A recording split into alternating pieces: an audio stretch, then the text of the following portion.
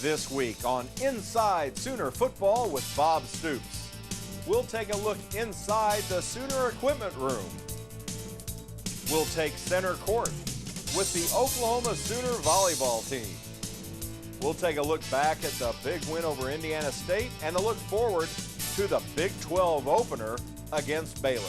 All this and more coming up right now on Inside Sooner Football.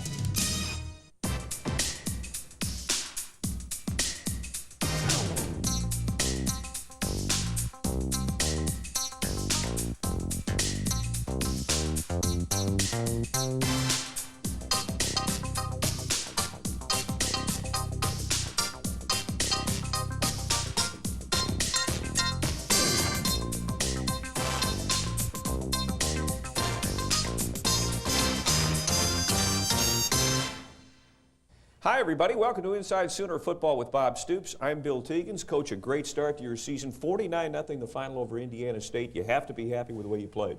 Thank you, Bill. We are. As a team, we recognize that we played with very focused and concentrated. We played really disciplined football, not only in the beginning of the game, but throughout the game. Anytime you can go 4 quarters, have 1 penalty the entire night, and shut a team out, put up 49, you're doing a lot of things right. And our players, I realize that, and we've made sure, you know, as coaches, that they understand that all the positives that came out of that game. We recognize it's a start. We have a long season ahead of us, and it was just, you know, it was against Indiana State, so we keep it in perspective, but still, eliminating penalties and playing as well as you can play is important. Well, and especially you had that great festive atmosphere with a full house, so I think everybody was pumped up, ready to go. It was a great evening. I tell you, a great atmosphere. As you said, 74,000 people at a perfect evening to play football. It was fun to be out there in Memorial Stadium, no question. Well, we're going to take a look at the highlights, the biggest of the big plays of Indiana State when we come back.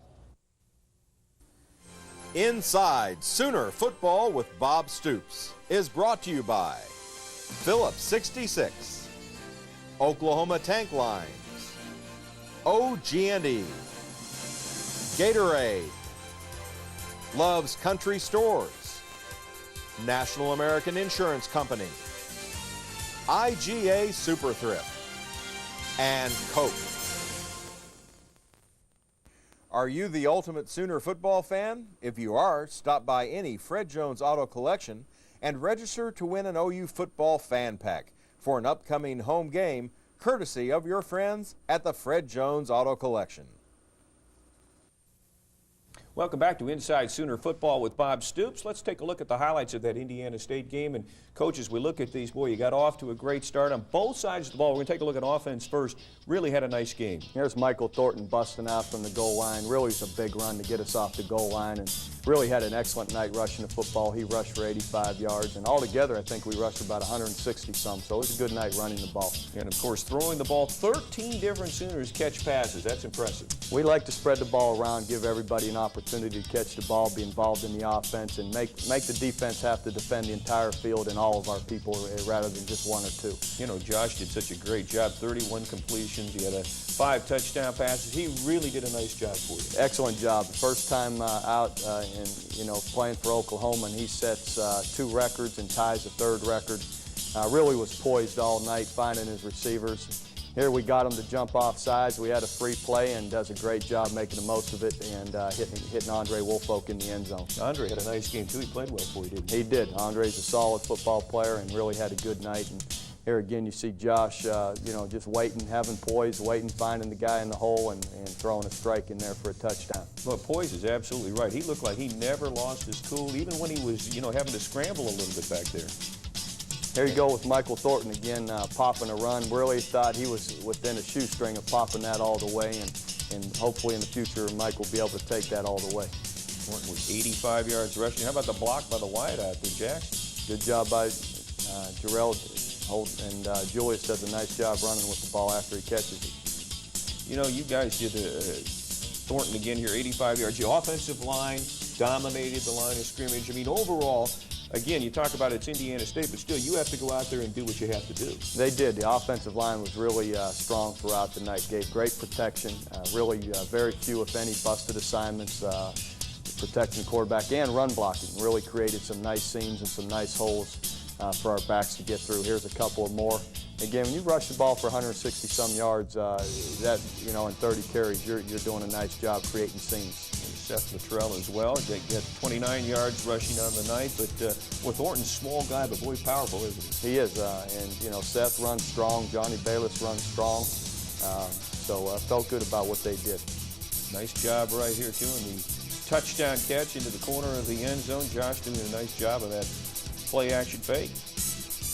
Boy, good protection. Sure, he's got a bunch of time, and Jarrell does a nice job working open right here, and again, Josh finds him, puts it in the end zone.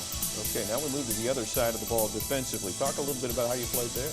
Really felt great about the discipline of the defense. We played an unusual style of being a triple option team, and they do various plays like this that they try and sneak behind you, and our players really did a nice job of being where they were supposed to be, in position on play action passes, and really did a nice job against the run, you know, being able to stop their offense, force a bunch of punts. Guys in particular that played well, William Barty, Torrance Marshall got a game ball, and Rocky Kalmus also had 10 tackles. So those three really stood out. Yeah, Torrance with 15 tackles. He was everywhere, and of course you expected him to play well, didn't you? We did. He and Rocky Kalmus have been really, you know, strong in the middle and are really coming on. And when you play an option team or a team that's going to run the ball up inside as much as they did, they need to be strong players. Rocky coming up with a fumble recovery there, and again, this is a kind of team you won't see this the rest of the season, really. No, you won't, and it was a little unusual preparation, but it takes great discipline to shut a team like this out, defending the option. And William Barty on the edge there had an outstanding day. He forced the fumble there just a second ago and recovered it. The attitude, I think, of your guys, I would think anyway, would really be good right now. Really high. You got that first game under your belt, and you have to feel good about it. We do. Again, we keep it in perspective. Right. We understand that's past us. We understand it's against a 1AA Indiana State team, who's a well-coached team. But we realize we're going to see better and people who match up better with us, you know, in the conference. And it's behind us, and we're excited to be going out and playing a Big 12 game this week. 49-0 again was the final. You take a look ahead, and we all know that facilities are so important, and with the Barry Switzer Center at the University of Oklahoma, OU is right at the top of the list of great facilities now. Steve Newman takes us with a behind-the-look at Sooner football at the equipment room. Here in the new football equipment room at the OU complex is every helmet from the NFL and nearly every helmet from Division I football. But the only helmet that counts, well, is this one right here. The man who is responsible for making sure the Sooners are ready to take the field on game day and at every practice is equipment manager Greg Tipton. There's so much involved in getting the team ready, from their game uniforms. We do a special uniform for them on Friday practice, where they wear their Nike gear, their mesh shorts, Nike T-shirt. Then we issue them a bag and travel warm-ups to take to the hotel, to wear around the hotel. There's just so much that it takes to get them even ready to go to the hotel. And our staff does a tremendous job. We have 10, like I said, a staff of 10 people, 9 students, 1 graduate assistant, to outfit basically 160 people. We're looking at 120 players, roughly, and 40 staff members that we are responsible for in you know, getting them practice gear, game gear, and you got to remember there's 2 sets. We have a practice set and a game set of almost everything, pants, jerseys, and it's a big operation. Not very many people know exactly what we do. And they do so much, from the huge tasks to all the small details, including making those Sooner helmets glisten. Well, here at the University of Oklahoma, we have a 2-helmet system. We like to call it a 2-helmet system. We have a practice helmet that the players wear during practice. We have a game helmet they wear only during games. Those game helmets, we take a lot of pride in them, because when the team hits the field, we like to have the crimson, you know, shining on their helmets, and they look great. And we buff the helmets. We have a machine, a helmet buffer, where you buff the scuffs from the previous game, then polish it, re-sticker them, put new stickers on every week, and make them look as best as we can. And that football team's going to go out on the field looking awesome. That's one thing I pride myself in, is when they step foot on the field, from head to toe, they're going to look sharp. They're going to be the best in college football. The Barry Switzer Center equipment room is also a labor of love for several people. This was a dream of mine, as well as a few other people. We wanted to make this equipment room the best in the country.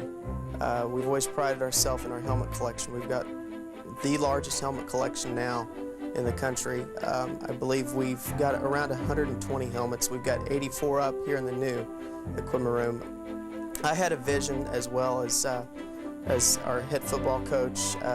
He shared my vision, our athletic director, and it wouldn't have came true had it not been for Steve Owens. You know, he helped us out a lot in putting this room together, and so we've named it the Blake Owens Memorial Football Equipment Room in memory of his son Blake, who passed away a couple years ago.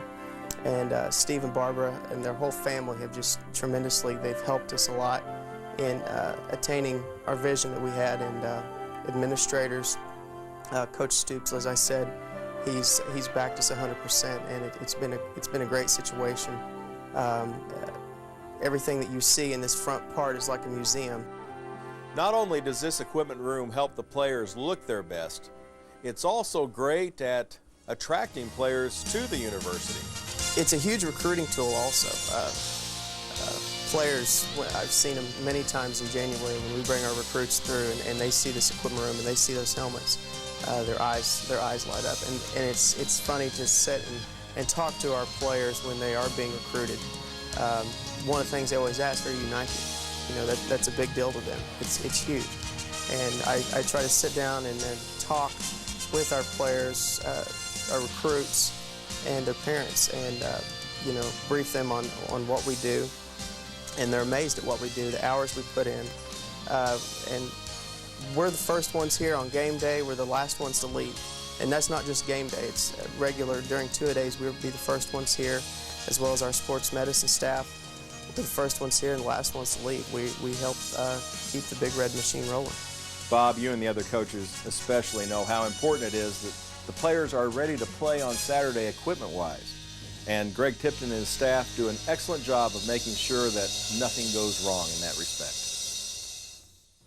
Coach, it takes so many people to make a program successful. We've seen Greg and some of the others here, and facilities today are so important compared to what they were, say, 20 years ago. There's no question it means a lot to the recruit and the young man, and there are so many people that are involved behind the scenes that help a program of this magnitude function, and Greg Tipton and his staff really do an outstanding job, as well as Scott Anderson and the training staff. Really two vital people to operating a football team, and we're certainly appreciative of the Owens family and Steve Owens and them helping us put that together, and the Owens family is very special to us here at OU. Well, it's a great facility, and tell you what, it gets you pumped up just to look at all those helmets, too. It's really an impressive sight. We're going to take a break. When we come back, we'll take a look at one of Oklahoma's Olympic sports.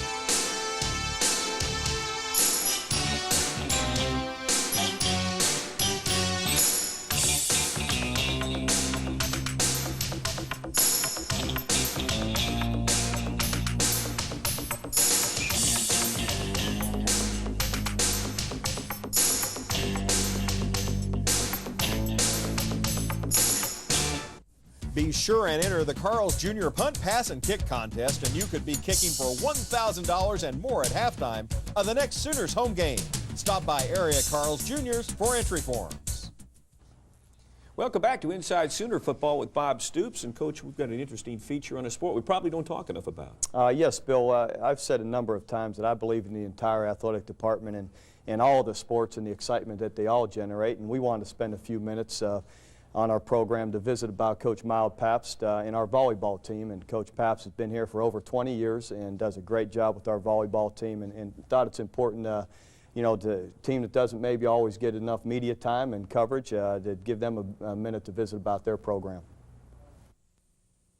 The 1999 Sooner volleyball season is underway, and head coach Miles Pabst is very encouraged about the Sooners' chances in the Big 12. Well, I think we're going to be very competitive in the Big 12 Conference. We have several new players, so it's an entirely new team from what we had last year. We have 3 different starters from last year's team. I guess we'll start with Kathy Cook, who's a transfer student, and she's a junior middle blocker. Strengthens that other middle blocking position. We have Danielle Cornelius, who is back this year from a ACL injury in her leg, and we expect her to be one of the top left side hitters in the conference. We also get Shantae Weathers off a red shirt, and she'll be a first-year freshman, but she's a phenomenal athlete. So those players will make a totally different team from what we had last year. The Sooners are 4-2 in this very young season. And Coach Miles Pabst says that what the students learn when they play volleyball goes far beyond the court. Several ways this happens is, one, they get to work within a really tight, structured team concept. And I have companies and corporations call me and ask if I had any players, or I have any players that will be graduating. They would like to interview them for certain positions. So it helps them from a job standpoint. 2, with Robin Schmidt now in our physical training program that we have, our running and cardio and agility and weight training thing, our players are training now physically harder than they've ever done since I've been here. And our players in such great condition. So it gives them that discipline now to be able to go through that type of situation. And I'm talking about it's almost like militaristic basic training as far as the training is concerned. They go through physical training that's just unbelievable. But our players are in such great shape. And that in turn helps them for life skills about being able to do it later and taking care of themselves physically. And I think as they mature in our program, it sets them apart. And I know companies and corporations that call are very interested in the female athletes for their employees. Coach Pabst is in his 22nd year as head coach of the Oklahoma volleyball program. But he's just as energetic this year as he was his first year. And he's nationally known. The most enjoyable part of this whole thing is getting Patrice Corbin in, Janetta Hayes in from Texas, and watch them they just stumble around as freshmen. And that's all freshmen, be it male, female, in any of the sports. They just stumble around, and you got to kind of baby them up. And I guess I'm kind of a father figure to my players, and to see them grow and mature. And just before I came over here, I got a call from Madeline Jackson, a gal that played for me 10 years ago out of Marshall, Texas. And so you stay in touch with the players and see them mature in their lifetime, and you like to think that you have some kind of influence on helping them become better people and making our society better. And so that's the fun part about it. I love working with the players, doing the fundamental thing, and you know, you go through and you hit 1,000 balls and they still can't get it, and they just get frustrated, and all of a sudden the light will come on. And then you see the smile on their face, and you know, I'm able to help them do something. So that's the most enjoyable part of my job. The Big 12 volleyball season begins next Wednesday. And for the 22nd straight year, the volleyball players at Oklahoma will be getting the best that Miles Pabst has to offer. And that is worth a lifetime of success.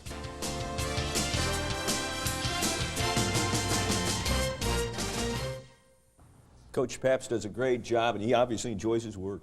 He does. We have a chance to bump into Coach Pabst and really a bunch of his athletes in the weight room from time to time, and really Coach Pabst and Coach Mike Minnis really do a nice job with their players, and we really want to wish them good luck this year. And we'll take a look at the Baylor Bears when we come back.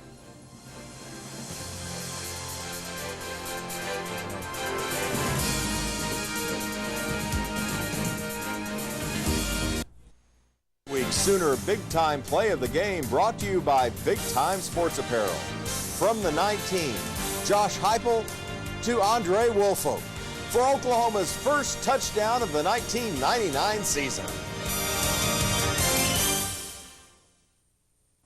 Welcome back to Inside Sooner Football with Bob Stoops. This week the Baylor Bears come to town, another sellout here in Norman. But boy, it's hard to imagine a team losing two more difficult ways to lose than Baylor has the last 2 weeks. They have lost a couple of tough and very difficult games, though we realize, you know, as a team, they could just as easily be 2-0 as they are 0-2, losing on the last play of the game, really in both games.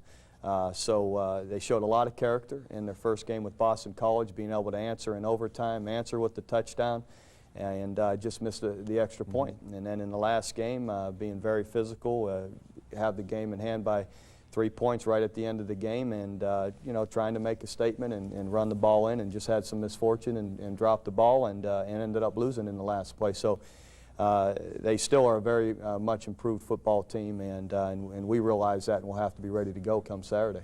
Well, without giving away any game plans, what are some of the things that you're looking for in this game? Obviously, you go in to win the thing, but I mean, what do you want to see happen? Well, I want to see our team, and as coaches, we want to watch our team play again in a very disciplined manner, along with being very aggressive. We want to go after them in all parts of the game and be very aggressive in our attack, but still do it with great discipline, play by the rules, and you know, eliminate the penalties or mistakes that can hurt you and set you back. Just do things the correct way with discipline, do them aggressively, and you know, and execute. And if we do, you know, we've got a chance to have a good game. Well, Coach, good luck against the Baylor Bears. And again, it's 11:30 kickoff in Norman. For Coach Stoops, I'm Bill Tiggins. We'll see you next week, everybody. Inside Sooner Football with Bob Stoops has been brought to you by Phillips 66, Oklahoma Tank Lines, OG&E, Gatorade, Love's Country Stores, National American Insurance Company, IGA Super Thrift, and Coke.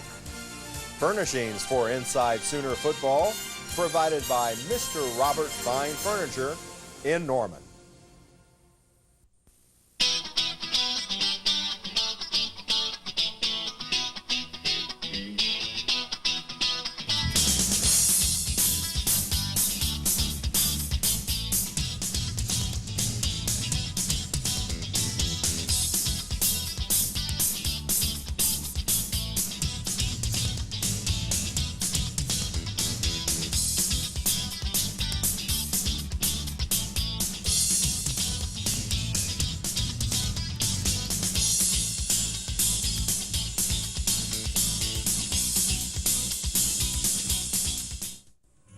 The proceeding has been a Sooner Vision presentation in cooperation with Sooner Sports Properties.